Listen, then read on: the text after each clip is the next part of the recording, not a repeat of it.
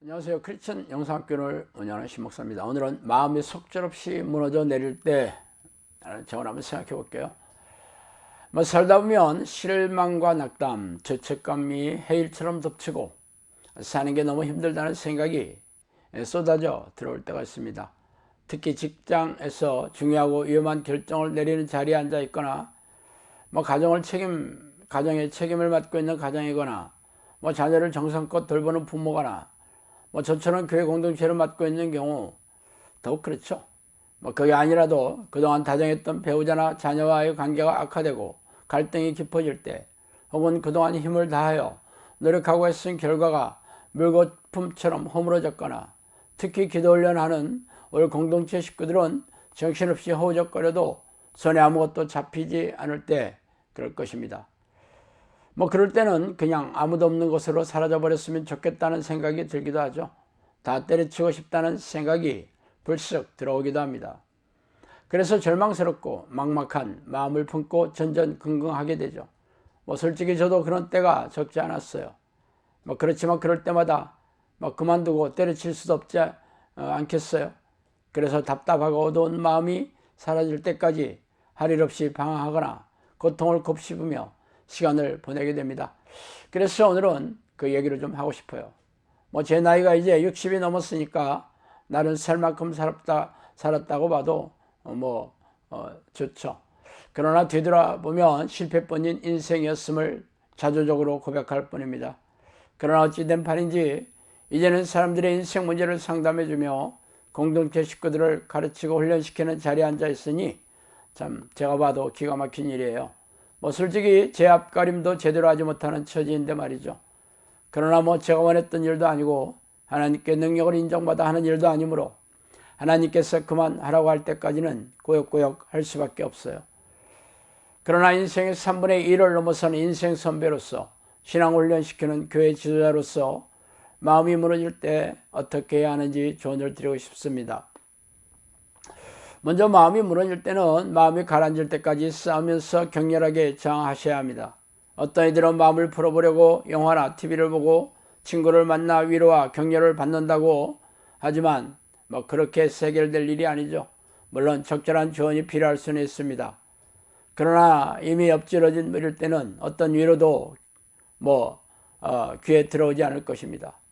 서양 사람들이야 술로 푼다고 하지만 크리스천들은 그럴 수 없으며, 과거 제 경험으로 말씀드리면 술에 취한다고 문제가 해결되지도 않았어요.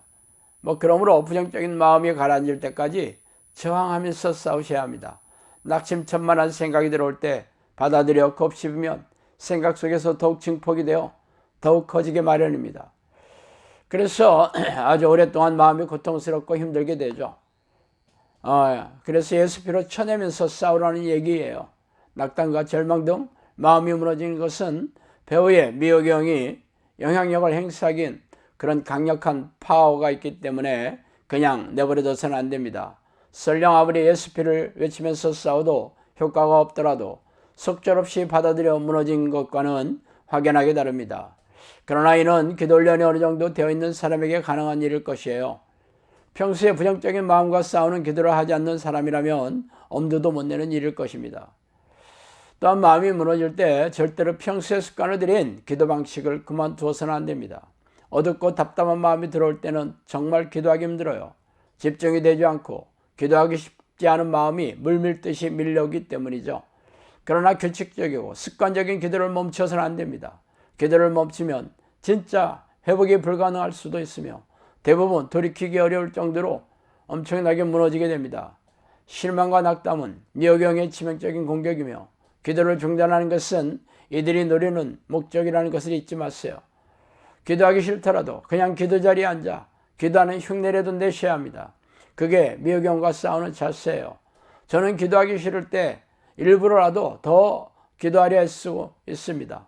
평소에는 아침에 일어나 샤워를 하고 나서 기도하지만 그럴 때는 더 일찍 일어나자마자 샤워도 생략하고 곧장 기도 자리에 앉아요. 집중이 잘 되지 않으므로 다른 기도는 생략하고 오직 예수피로 싸우는 기도와 회개 그리고 하나님을 부르는 기도만을 아주 전심을 하고 있습니다. 그러다가 마음이 좀 밝아지면 감사기도를 덧붙이기도 하죠. 집중하기 힘들 때는 중보기도를 하지 않아요. 그러나 마음이 계속해서 가벼워지면 원래 기도로 돌아가 버리기도 합니다. 기도를 하더라도 실망스럽고 절망스러운 현실이나 상황이 바뀐 것은 아니죠. 그래서 기도 자리에 일어나면 또 그 상황이 생각나 갑자기 어두운 마음이 올라오기도 합니다. 마음이 어둡거나 절망스러운 이유는 기대감이 있기 때문입니다. 직장 상사나 배우자, 자녀, 부모 혹은 자신에게 어떤 기대감이 있기 때문에 그 기대감이 무너지면서 마음이 허망해지는 것입니다. 저는 희망사항이나 기대감을 포기하고 순례대로 하려고 합니다.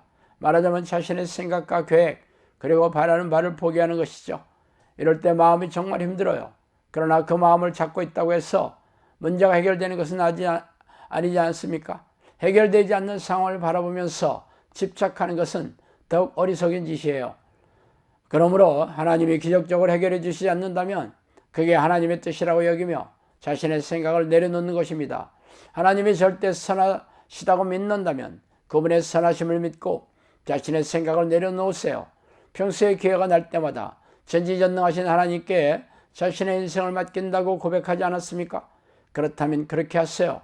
자신의 생각과 욕심을 포기하고 순례대로 맡기세요. 당신이 기도의 끈을 놓지 않았다면 나중에 하나님이 일을 하시는 것을 보게 되는 날이 올 것입니다. 이렇게 하더라도 마음이 허망하고 어두운 기분이 사라지지 않을 때도 있어요. 그럴 때는 아름다운 자연을 찾아 가볍게 산책하거나 기분 좋은 날 하세요. 자연은 언제나 치유의 능력이 있습니다.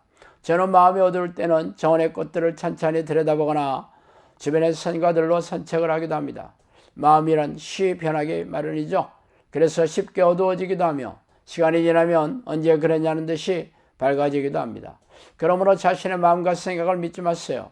시간에 솔로몬 왕이 했다고 전해오는 말이 있지 않아요? 히브리어로 감제야바르로서 번역하면 이 또한 지나가리라 라는 뜻이라고 합니다. 인생은 행복과 불행, 기쁨과 슬픔이 시절과 날줄로 엮어지는 옷감이라고 누가 말했어요. 그러므로 마음이 무너질 때라도 그렇게 시간이 지나면 눈이 부시게 찬란한 날도 맞이하게 될 것입니다. 자, 오늘은 여기까지 하겠습니다. 감사합니다.